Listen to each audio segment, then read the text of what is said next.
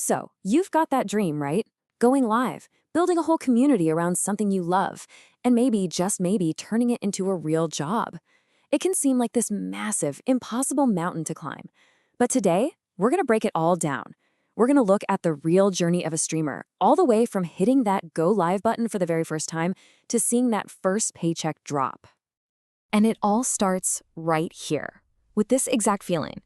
This is a real post from a new streamer on Reddit, and it just perfectly captures that initial fear, that feeling of not being big enough, that self-consciousness. It is a totally universal feeling for pretty much everyone starting out. It's not just about the tech. It's about the vulnerability of really putting yourself out there. Okay, so let's tackle that very first hurdle, just getting to the starting line. Before you can even begin to worry about viewers, you've got to get the stream online in the first place. And for most people, that begins with this giant wall of technical questions. Does any of this sound familiar? I bet it does. These are the kinds of questions that aspiring streamers are asking every single day. It can feel so overwhelming, like you need a PhD in computer science just to share your gameplay. But here's the good news, you really don't. The barrier to entry is way lower than you probably think. So, where do you start? Well, it's not with buying the fanciest, most expensive camera. The solution is actually a lot simpler, and it starts with two foundational, and here's the best part, completely free resources. Getting a handle on these is your first real step. This is the bedrock of pretty much every successful stream out there. First up, we've got OBS Studio. Think of this as your own personal mission control, your TV production truck. It's incredibly powerful, it's totally free, and it's the industry standard for a good reason. It lets you mix everything together, your game, your webcam, your alerts, into one professional-looking broadcast. And a killer feature for beginners is Studio Mode. It lets you get everything looking perfect behind the scenes before you actually go live. It's an amazing tool for looking like a pro right from day one. And next up is your rulebook, Twitch Creator Camp. This is Twitch's own official guide to, well, everything. Instead of digging through old forum posts for hours, you can go straight to the source. It covers the technical setup, sure, but also the unwritten rules of Twitch etiquette, like how to raid someone without that self-conscious feeling we were just talking about. It's basically your roadmap to being a great member of the community. Okay, so you've got the tech down, you're live. First off, congratulations. But now you're facing the biggest challenge of all. How do you go from streaming to an empty room to actually finding people who want to watch you? Let this number sink in for a minute. 95%. According to a lot of industry analysis, something like 95% of streamers on Twitch average 5 viewers or less. That is a brutal reality check. Just hitting go live and hoping for the best isn't enough anymore. The platform is crowded, and getting discovered is a huge problem. So how in the world do you break through that noise? Well, the secret is a fundamental shift in your mindset. You're not just a live streamer anymore. You're a content creator. See that 3-hour stream you just did? That's a goldmine of raw material. The key to growth today is taking the absolute best moments from that stream and turning them into short, shareable clips for platforms where people actually discover new things, like TikTok, Instagram Reels, and YouTube Shorts. And you don't have to be some professional video editor to pull this off. Modern AI tools can do all the heavy lifting for you. For instance, you've got Streamladder, which is built specifically for streamers.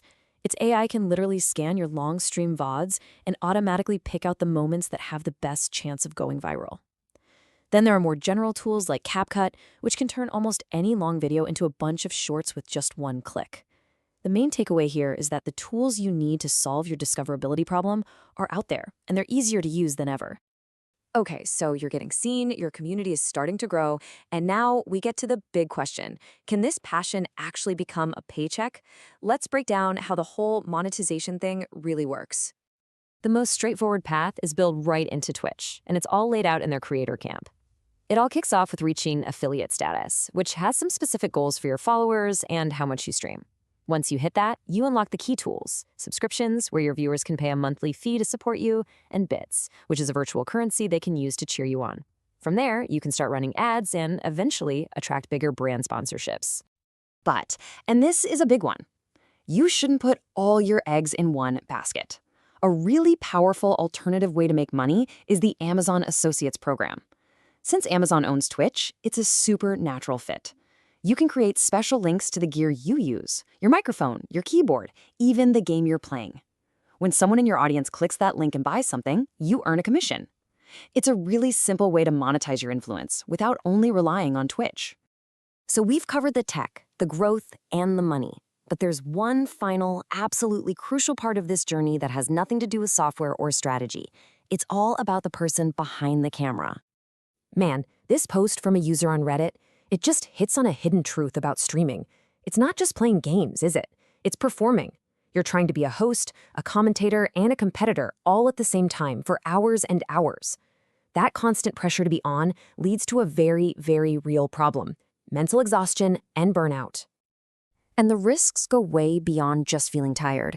When you build a public profile online, you open yourself up to some really serious issues. Harassment from trolls is incredibly common. Doxing, where someone leaks your private personal information online, is a real threat. And in the most extreme, terrifying cases, it can lead to swatting, a dangerous prank where someone calls in a fake emergency to send law enforcement rushing to your home. This is why protecting your mental health and your personal safety has to be your #1 priority, above all else. So what's the solution here? It isn't a new piece of software. It's a change in perspective, and this Reddit user just summed it up beautifully. Remember that you are human first. It is okay to take breaks. It's okay to not be on all the time. Your well-being is so much more important than any viewer count or subscription goal. The strongest, most lasting communities are built around streamers who are authentic and, most importantly, take care of themselves. So there you have it. The path forward is actually clearer than it's ever been. The software is free, the strategies for growth are proven, and the tools are accessible to everyone.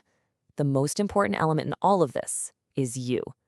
This journey is absolutely challenging, but it is 100% achievable. So, the only real question left is, what story will you tell?